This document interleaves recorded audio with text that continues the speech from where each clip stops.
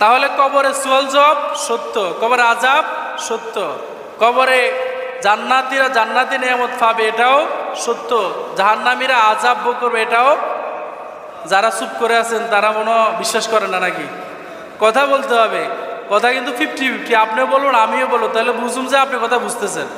আর আপনি যদি কথা না বলেন তাহলে তো আমি কথাগুলো বলে কোনো ফায়দা নাই, কোনো লাভ নাই, কারণ আপনি না বুঝলে আমি ব্যর্থ। এই যে কবরে যাওয়ার পরে জান্নাতি একটা পোশাক গায়ে পরাইবে, এটা সত্য না মিথ্যা? যদি সোয়াল জব ঠিক মতো দিতে না পারেন জাহান্নামের আগুনের পোশাক পরাবে এটা।